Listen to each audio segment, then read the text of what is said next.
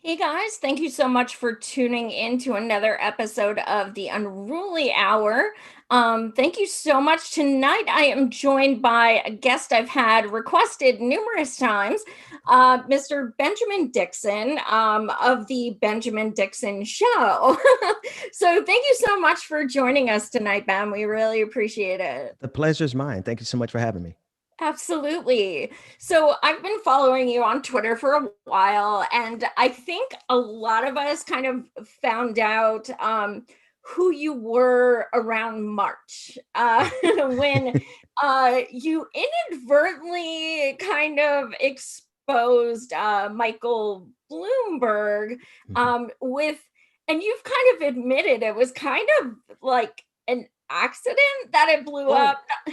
it wasn't so much an accident. Like I intentionally searched for it, but it was in plain sight. Like I really believe that anybody could have found it if they just went looking for it. Because it took me probably 3 Google searches. I had to follow a Google trail for about three, maybe 4 clicks, and there it was. It took me about 30 minutes to find it, and then I packaged it up, and then I leveraged every relationship I had to get it out, to get it exposed. But yeah, I really feel like that story should have been out much longer before I found it because it was so readily accessible.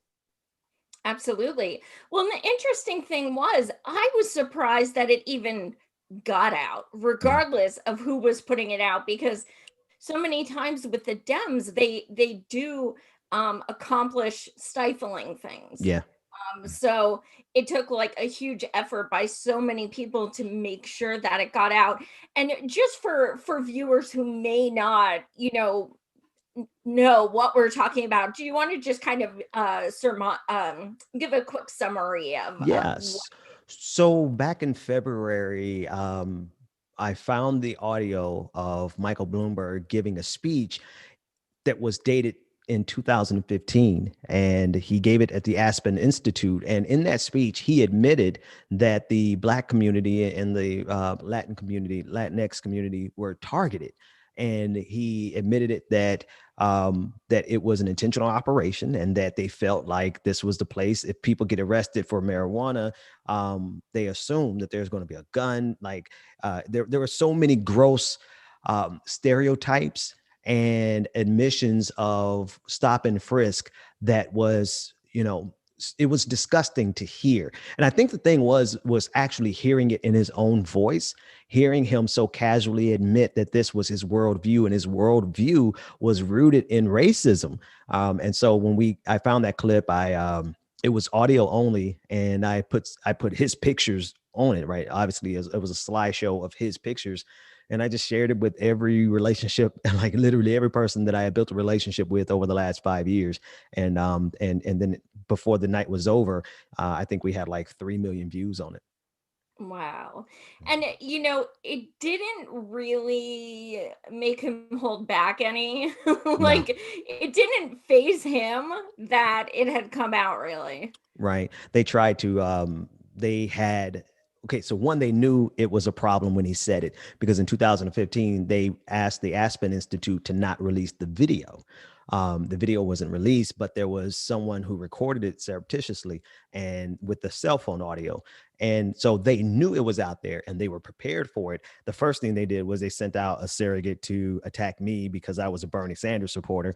And then the second thing they did was to roll out all of the Black endorsements that they had saved up. They like had all their Black endorsements in their back pocket and start rolling them out like day after day after day.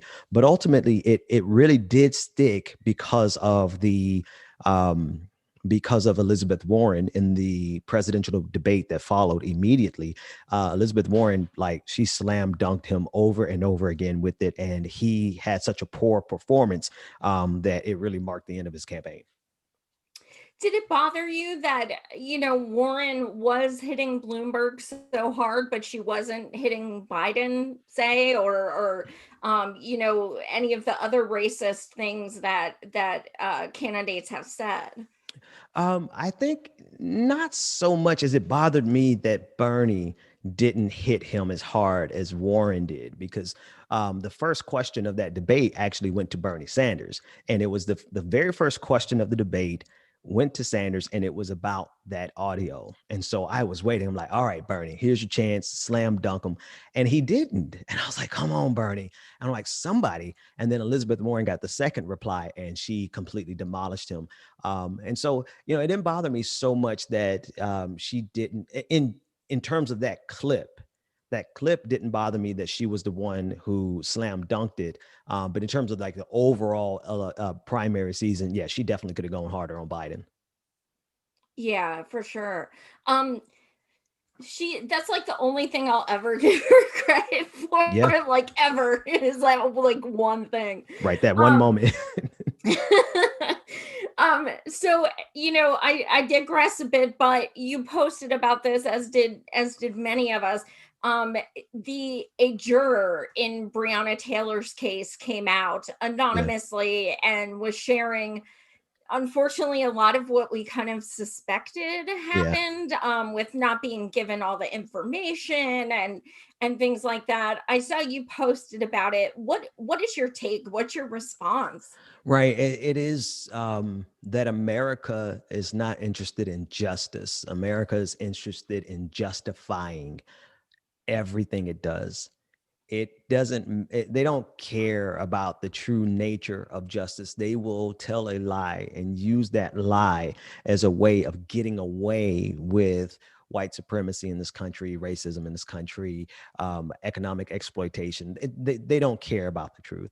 And the second thing it tells you is that white supremacy is not just a problem of white people. Like Daniel Cameron is a black attorney general who's doing the bidding of white supremacy and the racists there in Kentucky.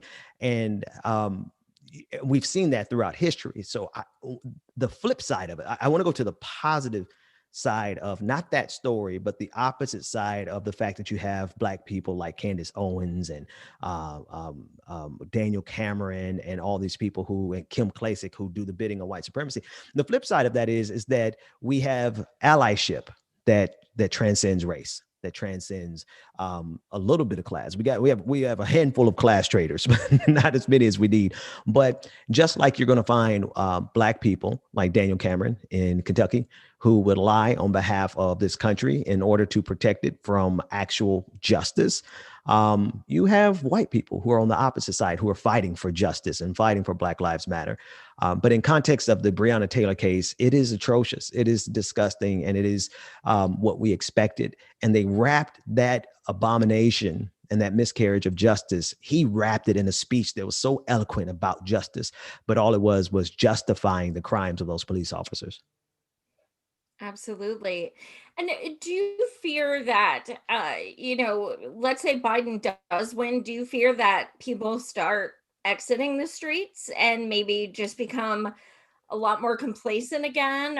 There seems to be a lot of like, let's go back to normal type Mm. thing. Yeah, like I said on a podcast earlier today that I I want to take at least just one day off, November 4th, like once or whatever day we get the results. If Biden wins, I want to take one day to just catch my breath.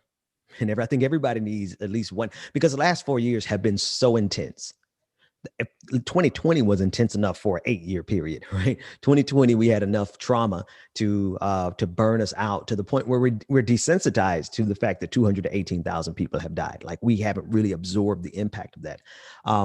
I don't want people to get out of the streets, but I certainly understand the need to catch our breath. So I will say, hey, let's take a day off, right? But not more than a day because we need to keep going because black people are still going to be getting killed by the police officers. But I mean, people in general, white folks get executed in the streets by the police, right? So we can't take a day off. I don't expect Joe Biden to bring about progressive change. So we're going to have to fight against Joe Biden just as much as we fought against Donald Trump. The difference is I would much rather fight a neoliberal than to have to fight a neo-fascist. But I think people need to understand clearly that we're not falling in line with Joe Biden. We're going to give him hell and we're going to push and fight just as hard as we did during the primaries and during this election. And the only difference is we're trying to get rid of the fascists.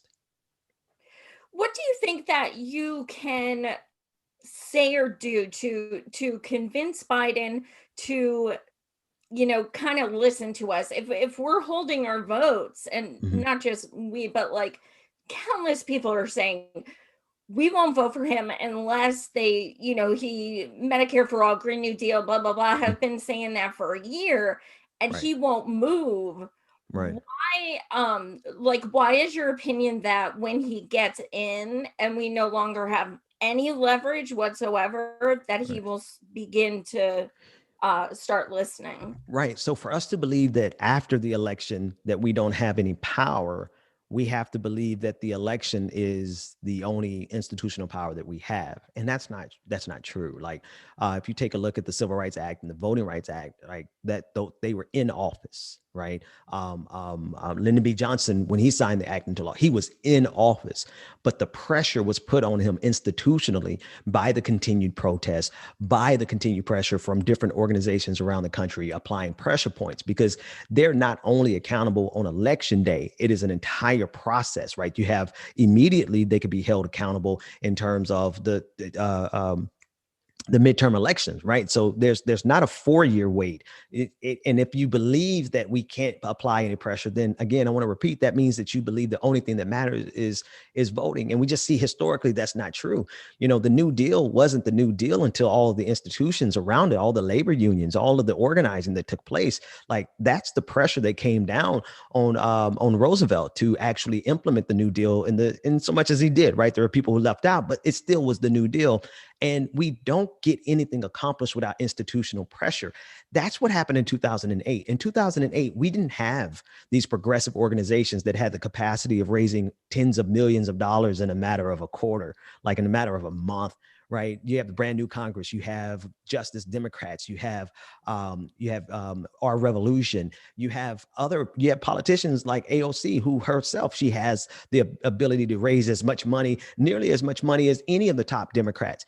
And having that kind of institutional power means that we have, number one, an audience with somebody who would at least listen. Because the reason they'll listen is not because they like us. They'll listen because we can apply political pressure that will make it a very painful experience for them in their first 2 years. I mean, we're talking about Joe Biden is going to need to get an agenda accomplished in the first 100 days, right? I misspoke when I said the first point of accountability is the midterms. No, that's like the fourth point of accountability. The very first one is his 100-day agenda, right? If he wants to get anything accomplished, and we have some of the key votes in the House with all these new progressives that have gone up and all of these organizations who can put pressure on these new progressives, like, we have to put pressure at every single point, every single day. And that's how we can get something accomplished. And then if they ignore us, well, then the 2022 midterms, we start kicking bums out and put new people in. We challenge them. We primary them. Do you know how many Democrats will fall in line with a progressive agenda if they know that Justice Democrats, brand new Congress, our Revolution, and then you take the squad, have lined up against them? Oh man, that's some serious institutional pressure. So we not only have progressives on our side, but we have Democrats who are vulnerable to a primary who we can pressure into our corner as well. And with COVID, with everything like this, what is your take as far as Feinstein, just, not even just the maskless hug with Lindsey Graham, but just, being just so complimenting Amy Comey Yeah, Barrett, and then, Pelosi not giving any kind of another stimulus check, yeah. or anything like that. All of these things that establishment Dems are doing and not doing, that's creating to the austerity to so Right. many of us. Yeah, so I think Feinstein represents an era of politics, just like Joe Biden, right? I mean, let me start with Joe Biden. Joe Biden represents an era of politics that was an error, right? They messed up. They messed up in the sense that they went up there to be bipartisan with a bunch of Republicans who used that idea of bipartisanship to move the country further and further towards fascism. So in that way, they are not to be ageist, but they're set in their ways, right? And it's not the fact that they're old, even though they are, but they're set in their ways because they went to Washington, D.C. with the idea that they can be reasonable with unreasonable people. And this is what we saw with Amy, with Feinstein and the hug with Lindsey Graham. First of all, it's COVID-19. Why the hell are you hugging this man? Second of all, Lindsey Graham is the biggest fascist bootlicker in the entirety of the Senate, right? He is complicit with Donald Trump in every form and fashion, in every way imaginable. The fact that they were having a hearing in the first place suggests to me that the Democrats should have not been there in the first place. They should have been protesting from day one. Don't walk out on the actual day of the vote. That's meaningless. They should have pulled every procedural tactic they had at their disposal to drag this out as much as they possibly could. And they didn't. Why? Because they represented error of politics, that they made a lot of errors in that they thought that they could be reasonable with Republicans when they absolutely could not. That said, they represent, along with Nancy Pelosi, they represent a faction of the Democratic Party that win, lose, or draw, right? We're coming for them. We have to. We have no choice. We have to replace them because they are going to be civil and have decorum and respect the institutions all the way to the point where we have a conservative majority and they start rolling back the entirety of the 20th century. And with that being said, do you support term limits? I'm getting warmer to that idea.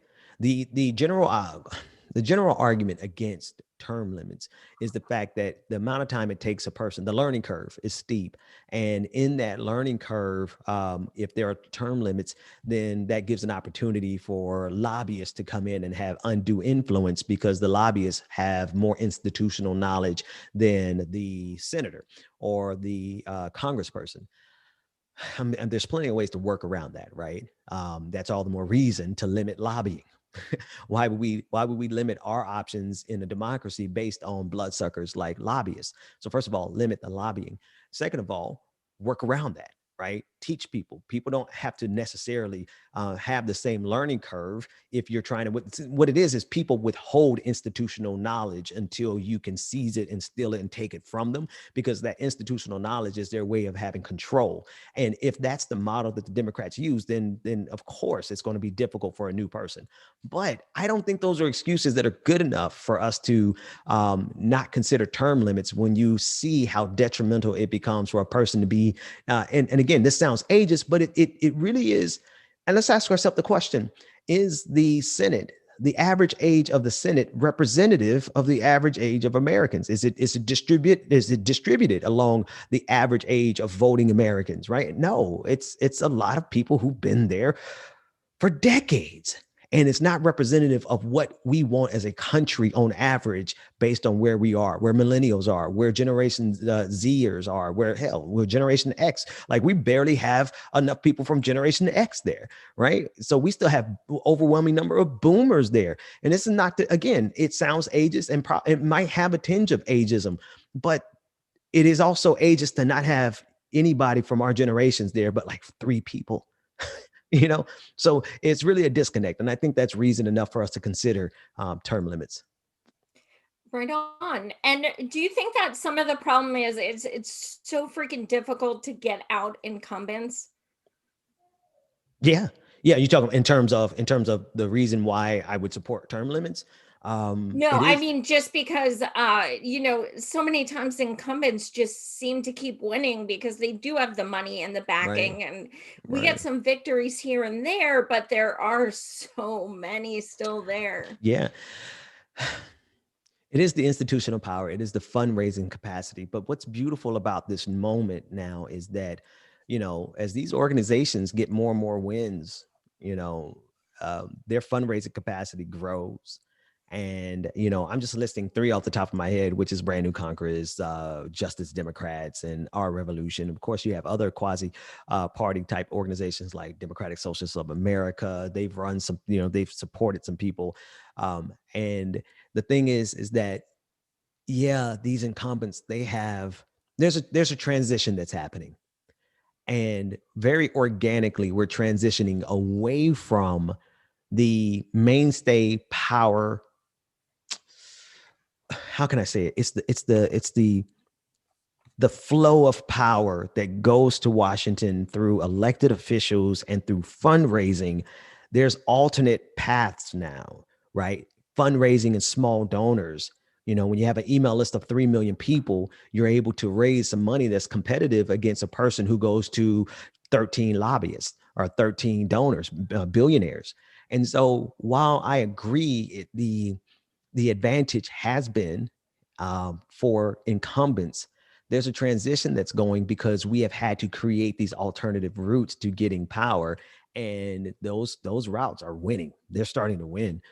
So I think there's going to be a transition, and the real question then is, will we in our generation? I kind of look forward to it. Become so entrenched that another path has to be woven for two generations behind us to come and replace us. We'll cross that bridge when we get there. In the meantime, we got to knock out this old vanguard. Absolutely. And I'm just reading the comments. It does seem like a lot of people support term limits. Like Yeah. you, I'm still like I can, see both sides at this point, but um No, I think so it's worth. I just want to say, I think there are barriers to it, but I don't think those barriers are significant enough for us to not consider it. Like I say, we explore it and we push it, and if we get it, we could figure out everything else as we go. And the number one thing we got to get rid of, is the power of the lobbyists. And if we do that, then I think it is that much easier to justify term limits, because of the predatory nature of lobbyists. one of the most talked about cases of that right now is, of course, Charles Booker. Yeah, We're seeing Amy McGrath is quite likely going to lose. yeah. And that race was so incredibly close that it's painful. Right. And he was done dirty. I mean, there's no way about it. Like he was. And I mean, that's one of the circumstances where it's hard not to be defeatist Mm. when you see a situation like that. Well, yes and no.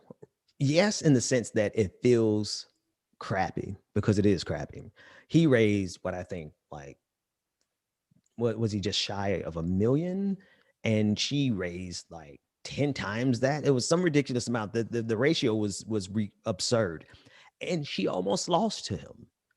Now, we can take that as a defeat, or we could say, okay, hey, as long as the earth keeps revolving and the climate hasn't destroyed us, we're going to have another fight.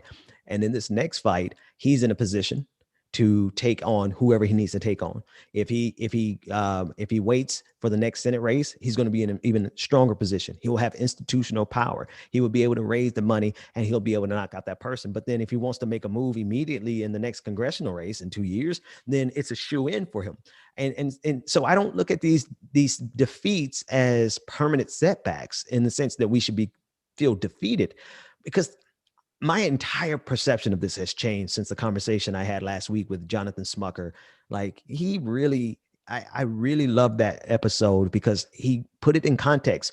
If you look at cycles of history, we are living in the part of American history where the pendulum is swinging back towards a progressive era, right? We are on the ascendancy.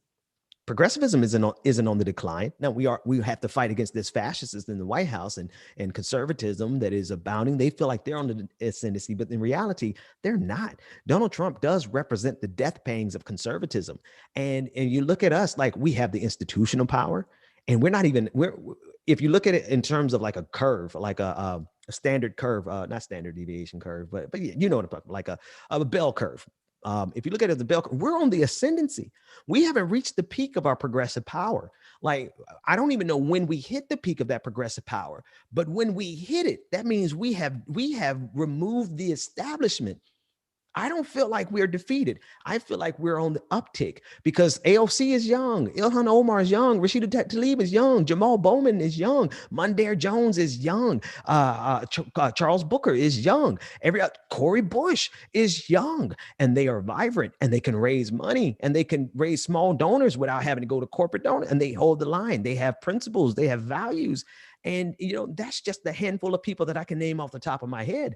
We're on the uptick. So I don't feel defeated. And I don't think anyone else should feel defeated, because we have to all we got to do is keep fighting. If we feel defeated, then we are defeated. But if we keep fighting, we're going to see that we haven't even reached the pinnacle of progressive power in this country. I'm just gonna keep you in my pocket for when I feel depressed because I need to have that outlook more. Actually, I know Jonathan. I live in Harrisburg, PA, Oh, so great. I'm Yeah. I'm very familiar with I, him. can I tell you, Um, like, I cannot stress enough that that conversation really changed. I think it was a Wednesday that I did a podcast. I was like, oh yeah, it's going to take about 50 years. We're going to get our kids ready to take care. I was kind of depressed, but trying to, slug my way through the depression of defeatism. But when Jonathan put that thing in context, I was like, wait a minute, you're right. We have way more power as progressives in 2020 than we did in 2008 when Obama won. And the reason Obama was able to get away without doing anything for progressives was because we didn't have institutional power. Now we have institutional power, and we have some key players on the national stage that can give people like Chuck Schumer and Nancy Pelosi hell. I think we're in a good position. right on. So you have you shared an article. I digress a bit, but it Mhm. was funny, but not funny. But as a dad, I wanted to get your opinion. So the Ohio school, they've been assigning kids Oh, PragerU videos for yeah. their class. I'm just like blown away by this. As a dad, what is your reaction, and what would your reaction be if your kid came home and was like, "Dad, look at my homework"? I would flip out. I would flip out. Um, this is the other lane that we are on the ascendancy in terms of progressive media, right? But there's a difference between running for office and running a successful media company. The money is comparable, but it's I think it's more difficult, because the money that is in conservative media just dwarfs what we can do right now in progressive media. That said, we're in the fight of our lives in terms of media. I think we're going to be okay in terms of political candidates and pushing a progressive agenda. I think ultimately we're going to be okay in terms of progressive media. It's just they have so much, excuse me, kids, goddamn money. It's just so much money that they could pour in it. Do you know, like Ben Shapiro, I think he was spending upwards of 100 grand a month advertising on Facebook alone. That is insurmountable in a lot of ways. Now, the thing is that you do have organizations on the left that are starting to make some inroads there. TYT, a lot of people don't like them, but they're out there doing the damn thing, and they're actually putting forth a lot of content. You have the Majority Report. I miss my brother, Michael Brooks, was making some inroads in that space, and we just have to compete at a level that gives us. Is it Gravel? Gravel Institute. They're Yeah, I trying to was just bring, thinking of that. yeah, Mhm. like that's a competition that we need them.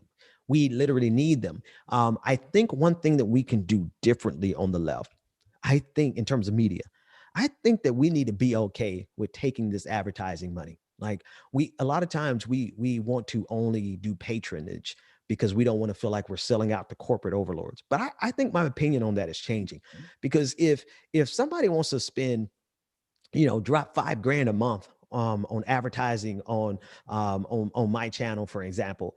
It doesn't work like that, but I'm just saying, like, on average, let's say they spend $5,000 advertising something that's against my values. Well, as soon as they click on my video, everything that I said, everything that I say undermines. They're paying me to be their opposition. In other words, let me give you an example. Proposition 22 in California. I did not know that they were running ads on my podcast, because I don't hear the ads. I put it out, and then if I listen to the podcast every now and then, I'll hear an ad. But I didn't know Proposition 22 was, and I was getting ready to email them and say, take this off my show. But then I realized, I'm like, wait a minute, they just paid for people to listen to me talk them out of voting and supporting Proposition 22. And I'm like, you know what? Let them waste their money. Let them waste their money, and let's steal that money. I mean, not stealing literally, but take that money, and we're using it for the progressive agenda. Here's why. We only have so many small donors on the left. We're not going to be able to compete if we're all, we have 5 people who are supporting 25 patrons.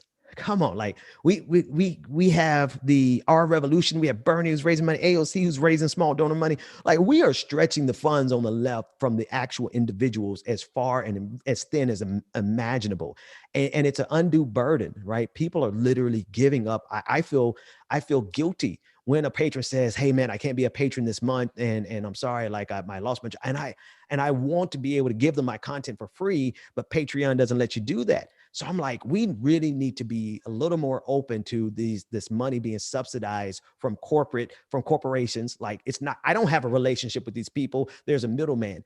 And I think that will give us a route to actually competing instead of just waiting and draining all of our donors. Because between these campaigns, and I'm sorry to talk so long on this one, but I think this Oh, one is that's okay. really critical.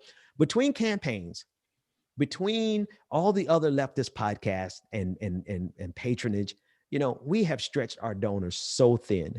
I think every single content creator needs to get into this ad space and get this ad revenue so that we stand a fighting chance and that we don't drain our donors to the point where they have nothing left at the end of the month. Yeah, that's an interesting point. I haven't thought about that. So, if any tattoo companies or hair dye places want to help and put some ads on my show, that'd be badass. Yeah, do Um, that. Shoot. so I like to end the show on a fun note. You guys don't click off though, because I'm going to do this week's news after this. But I like to kind of end with my guests on a more fun note. A, who was your favorite guest you ever interviewed, and B, who is your dream guest? Oh wow. You know what? I am going to give that honor to Jonathan Smucker. I Wow. am, because it really just changed. Like I've had, don't get me wrong, I love Nina Turner. She's been on my show a couple of times. Eddie Glaude, love him. He's been on my show a couple of times. I've had some really great interviews, but in terms of like the interview that was a pivot point in my thinking, and really, I mean, it was just last week, but that interview made me realize that hell, we are on the ascendancy. Joe Biden represents the end. That's the end of the road of neoliberalism, right? And just that perspective in context of history was such a valuable lesson that I have to give him that honor. Because it was an honor for him to be able to really give that to me. It really shaped my mind in a way that I haven't had it shaped in the last 5 years of doing it. And it motivated me. Who was my dream guest that I haven't had yet? Cornel West. Dr. West, if you're listening, I need you to come on my show. Reply to my email, sir. So there you go. Well, I get to meet a lot of people, but man, did I cry when I met him. I was like, did you ever have someone fangirl like this? He's like, I love you, Miss Joy. I was like, oh my God, stop, stop. He's, oh my God, such an incredible person. But thank you so much for joining us. I'm so glad we got to sit down and have a kind of light discussion. Yeah. I'm not really used to doing that so much. So this was really nice to be able to speak with you. Why don't you plug your Twitter, your website, your shows, Yeah. everything like that? Well, if you could find me on Twitter at Benjamin P. Dixon. But what I always like to do when I go on shows is I want to plug your show. I want to plug your show, and anybody who's watching and listening, support this program. Become a Patreon of Joy. Be a regular subscriber wherever she is on Twitter. Follow her on Twitter, because we need as many voices. One thing I believe is that there's enough work out here for all of us to be not only successful but effective and to thrive. So don't come to my pages. Go to her page, subscribe, and support her. Thank you so much. I appreciate that. My pleasure. So once more, thank you so much, Ben. Appreciate you and your perspective. Best of luck with everything you do. Thank you so much for having me. It was a pleasure. Absolutely. Take You care. guys stay tuned. We're going to do the news now. Hope you guys enjoyed that. Usually my shows are a little longer, but he had 30 minutes, so it was all good. Uh let me see here. Let me go back to this.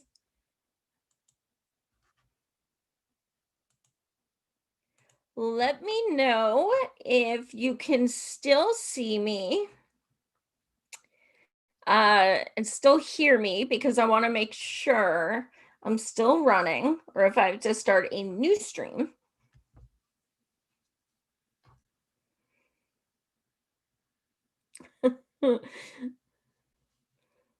You guys can still hear me and see me and all that fun stuff.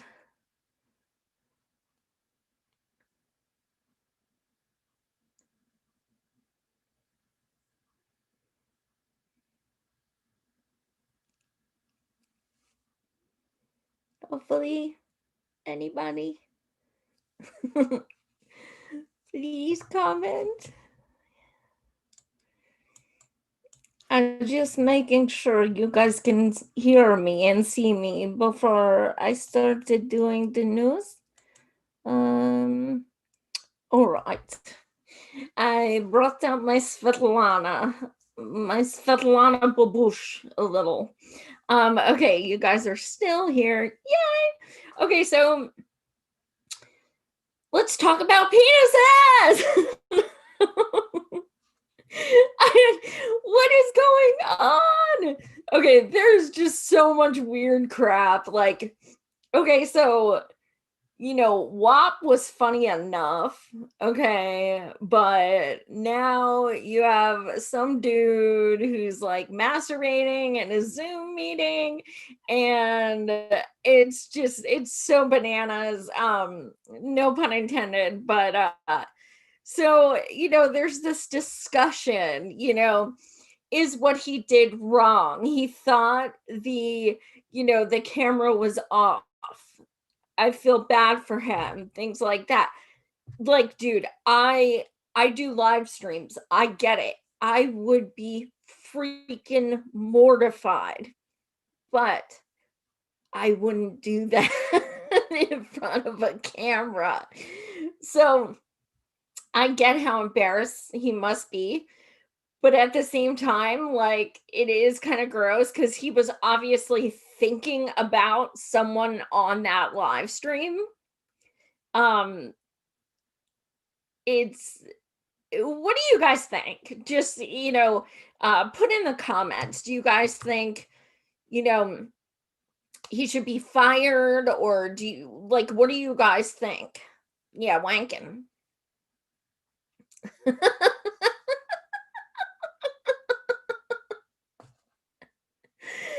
of my favorite topics. I was like, oh my God, I can't wait to do a show on this. Um, So I'm just kind of curious. Do you guys think that he should be fired? That this was wrong? That it's just like, the humiliation is the biggest punishment he could ever have? Um, what are your thoughts on this?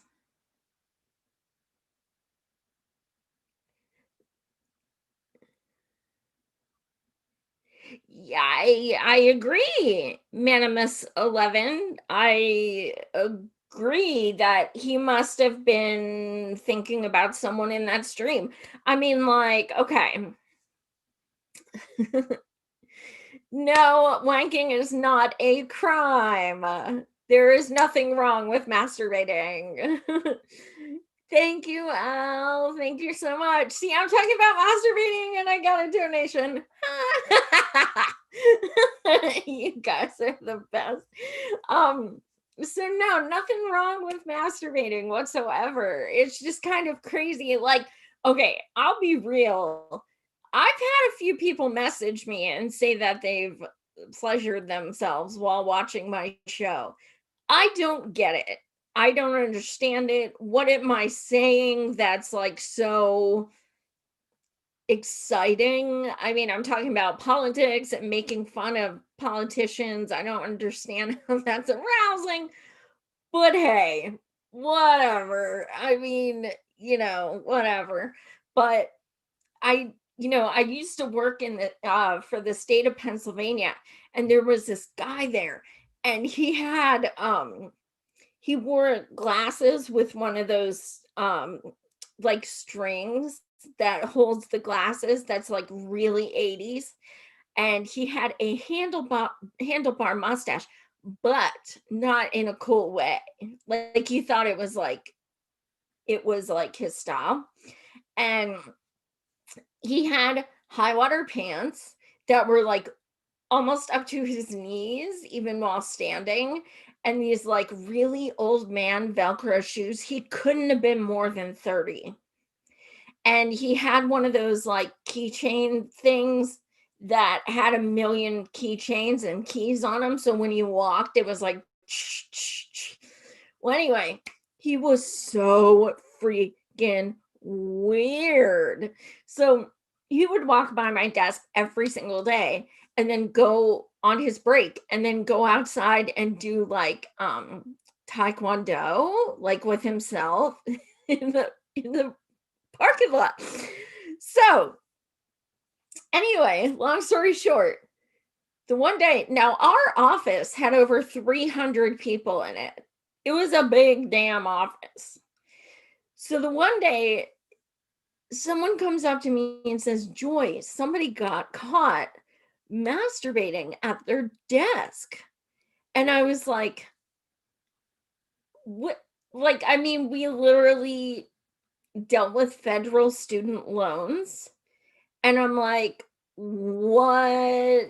Why is this arousing? Like, thinking people are poor is a turn on. Like, what? And I like immediately thought it was this guy. Totally freaking was. And here's the best thing, we worked for the state Commonwealth. So he never got fired. He was ordered to 30 days of sexual therapy. I haven't thought about that in like years, but that's what I was thinking about. And like, I mean, like, we have bathrooms. You can't go to the bathroom. You're like sitting at your desk. Come on, people. Like, at least, I mean, come on now. It's just so crazy. Like, you got to wonder, what are they thinking about that's like turning them on? It's really bizarre. It is the pores. They're thinking about the pores. Oh my God, Wesley. Wanking is not a crime. Savage Joy. I'm just saying. You know, Human Love says, why do dogs lick themselves? Because they can. Damn, is that true? I'm gonna remember that. So, oh my God, yeah. That's so funny. Oh my God. So,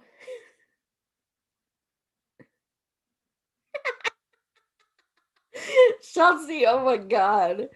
Yeah, I mean, it depends because, like, if you're doing it at a bar, I think that's a different story because it's around strangers and some, you know what I mean? I think that's different. But in a workplace, like, I think some people are like, well, you know, the person, which to me is like even worse.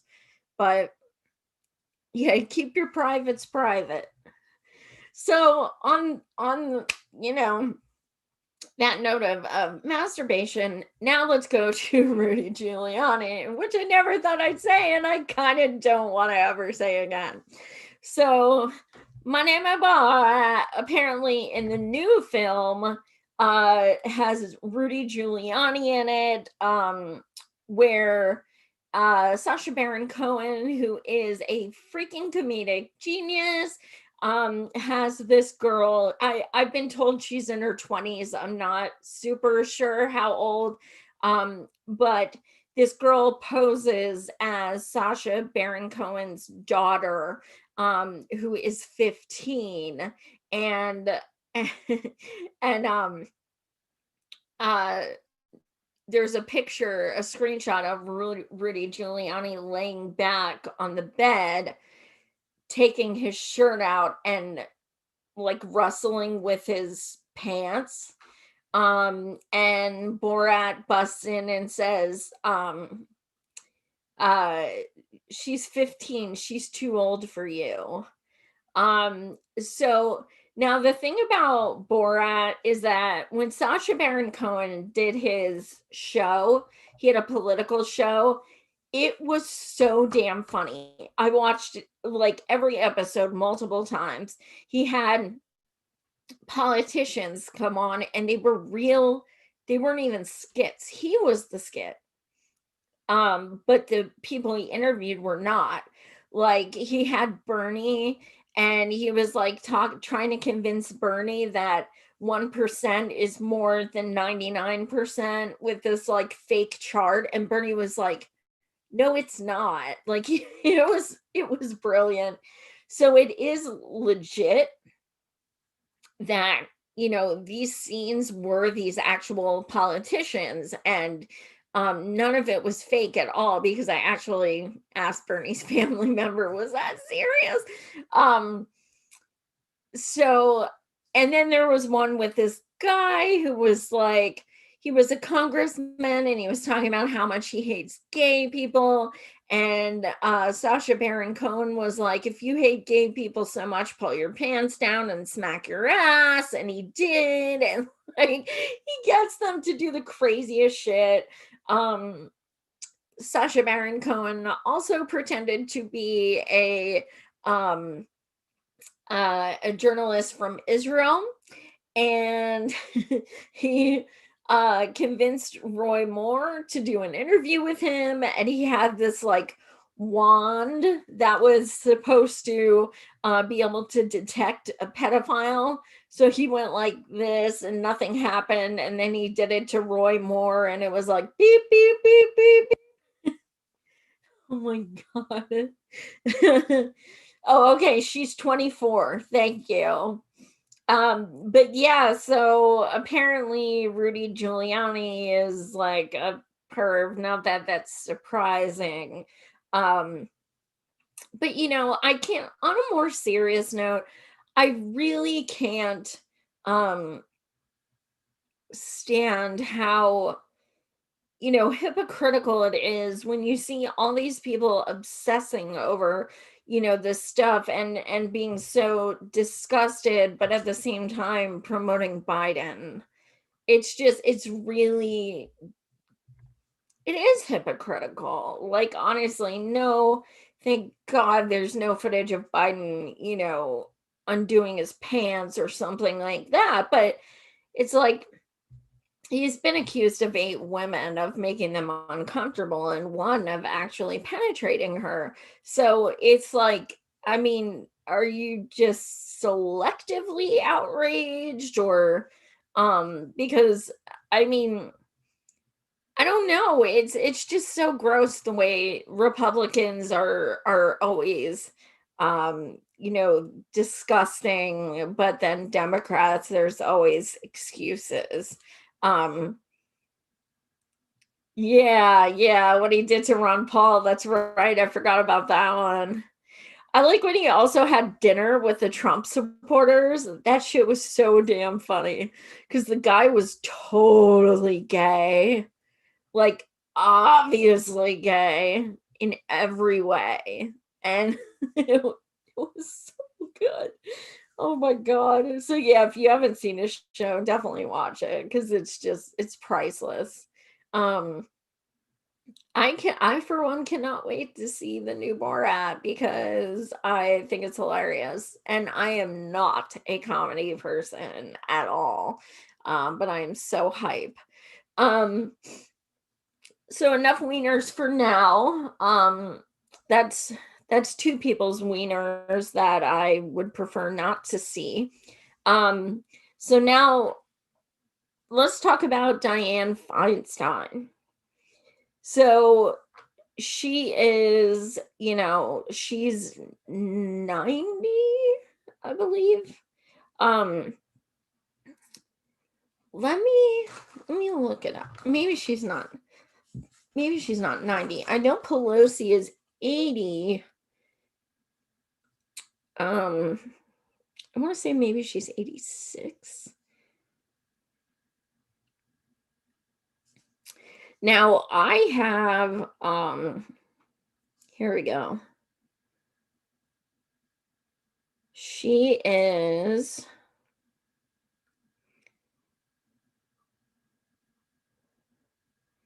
she's 87, Feinstein. So she's 87. Now we know that COVID is actually, most prevalent in older people.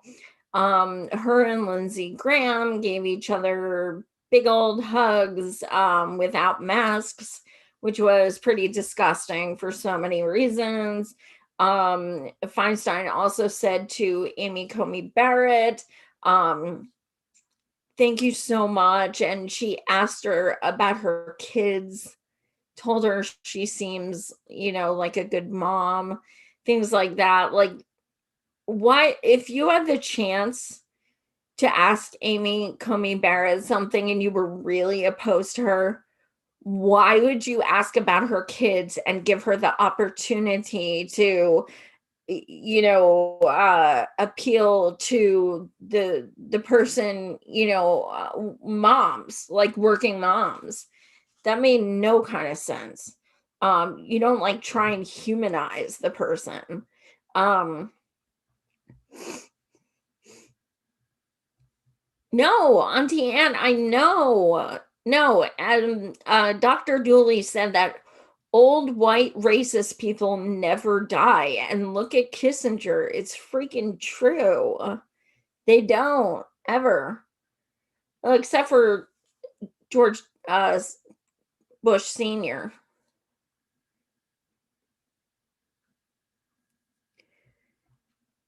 Yeah, it's really incredible. So, and then an article came out. Well, I shared it yesterday. It might have been a few days ago, but an article came out um with Biden saying that he's not opposed to Amy Comey Barrett, and she seems like a nice lady. So, I mean, you know, we're being told vote for Biden because, Supreme Court. We're also being told hold the nomination until January because we don't want Amy Comey Barrett. And then we have people like Biden, who is the actual nominee, who people are going crazy fighting for, who's saying he's like pretty much okay with her. So I am not sure what, I mean, I don't understand, like, I I just don't know anymore. I don't fucking know. I'm just like so confused. I don't even, it's like pointing out the hypocrisies to people is a full-time job, and it just hurts your head. Yeah, you guys are right. Mhm.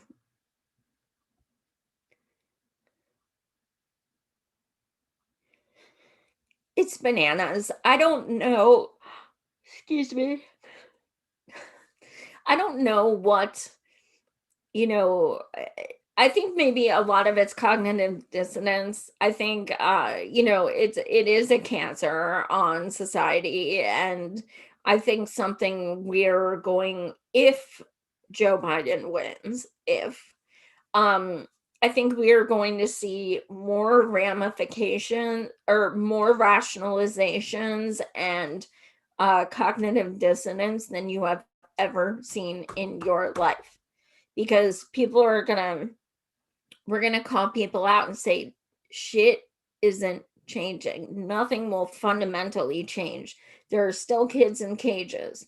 There are still homeless people. There are still people without jobs. There are still people without health care. There are still people without money. These things are not going to change by putting someone else in office, especially someone who has literally no plans, none. Um, it's it's going to be, us just telling them, you know, you voted for someone who doesn't give a shit about you. I think, people who voted for Biden in the primaries just blow my mind. Like, I mean, if you vote for him in the general, that's your choice. I don't vote shame. But people who voted for him in the primaries, that I don't understand at all. It's out of all the choices, granted, all of them but one was garbage. But out of all the choices, him, and I think so much of it is Obama nostalgia. Let's go back to the way things were. Let's go back to pre-Trump Obama days. Um, and Obama days were Biden. Um, which is sad because we do see a lot of posts, especially on social media, who say, you know, I'm going to have, a good night's sleep starting in January, things like that. Well, there's actually people who kind of still need you fighting for them. Um, Let me see the exact quote. Um, so today, Obama gave a speech in Pennsylvania, where I am, but there ain't no way in hell I would have gone to see it. And Obama stated, per Breebury Joy, Obama's diagnosis is that folks stayed home in 2016 because they got lazy or complacent. So, in a way, it's better than, when his wife Michelle agreed with Hillary that the reason we didn't vote for Hillary was because we were listening to our sexist husbands and obeying them. But I always think of, Obama when thousands of us were at the convention in 2016 and he had the audacity to say, "Don't boo, vote." After they had rigged the primary against our candidate, which they have now done twice. But Obama is one of those people that you can never say a single negative thing about without people just losing their shit. Is really just incredible. If you go on social media, so today Kamala gave some thing where she was giving a speech and it started raining and she had an umbrella and everyone's yes queening over it. Like she's literally standing in the rain with an umbrella and they're like, "Oh my god, oh my god, oh my god, oh my god. Oh my god, look at her. This is presidential." That's what they're saying. It's presidential cuz she's standing in the freaking rain with a freaking umbrella. Like what? And then people were taking a picture of it and putting it next to a picture of Obama standing in the rain with an umbrella giving a speech and saying, like, this is presidential. Are you fucking kidding me? Like, are you kidding me? Like, I don't know, between Kamala's, Chucks and her Tims and her, you know, eating at a deli with her hands at a restaurant during the primaries, and now her standing in the rain with an umbrella, like, give me my ballot. I am ready. Yes, queen.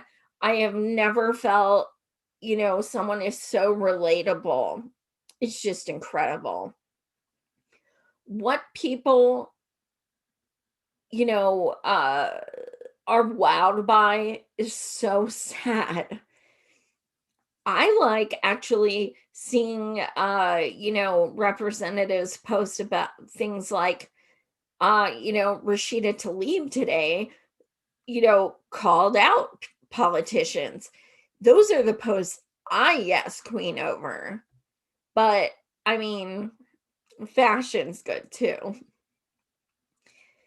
It's so frustrating, you guys.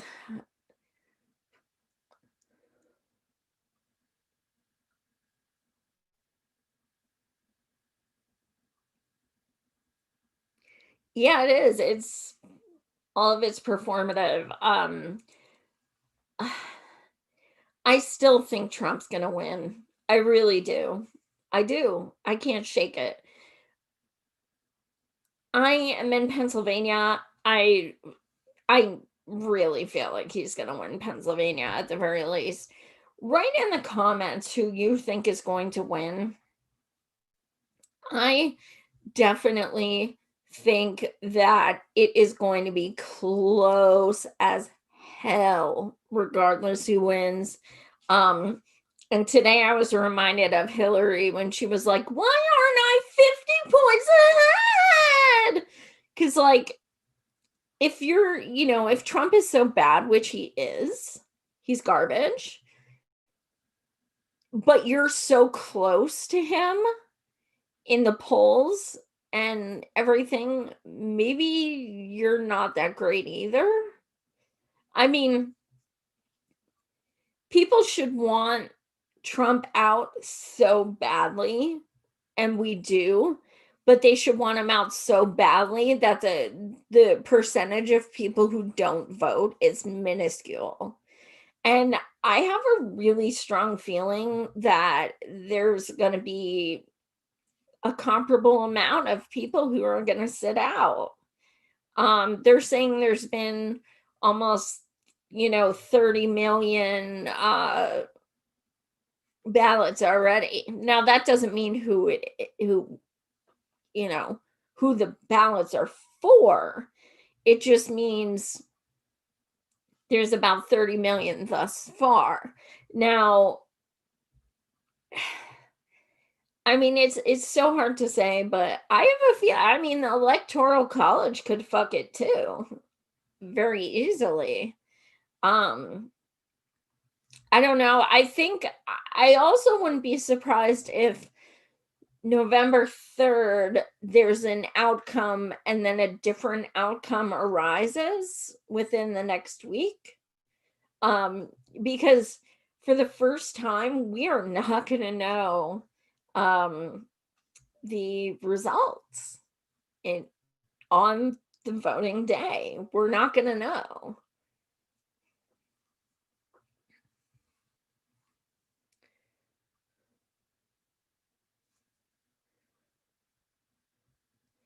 Yeah, tomorrow is the debate.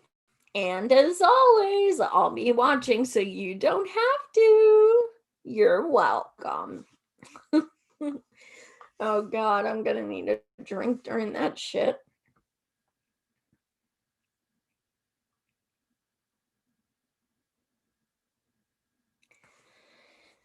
I don't know, Schultzy. I don't know. Well,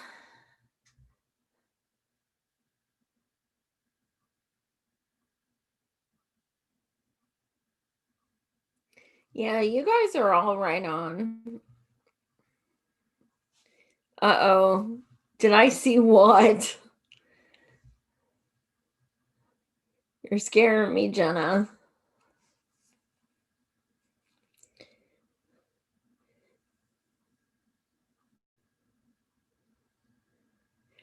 Rose McGowan, what? Rose McGowan is a queen. Well, Auntie Ann, I was freaking thinking that too. Like, who, um, like, okay, so I don't know anyone or even think it's feasible that at this point people are torn between Joe and Trump. The people who are undecided right now are undecided if they are going to vote at all. That's how they're undecided. Um, so I agree that a debate right now is so pointless. And it's funny because I'm seeing, progressives who, just, voted Biden just because they for whatever reason, and that's their choice. But I'm seeing them saying things like, "Oh my God, why did I? Why?" Because each day comes out with more and more stupid shit. Ooh, Rose is doing a debate response. Oh, with Ryan, I think. With Ryan, yeah. Uh, So I will be live tomorrow night after the debate with my commentary. Um and let's see, upcoming we have more books in stock at savageandpat.com. Check it out. And if you have ordered a book, please send us a picture of you holding it. We have a section on our website with a bunch of them. A lot of people very well. Um, Tomorrow night, I will be here after the debate doing a wrap up. Um, I am going on um, Ryan Knight's show on the 6th. Of November. I am, and then I have Dr. Dooley coming back, TBA, and the episode of when Pat and I were on Nina Turner's podcast, that is going to be airing TBA. So some fun things upcoming, but I will hopefully see you guys tomorrow night after the debate. And as again, I'll be watching so you don't have to. Much love, guys. Thanks for tuning in.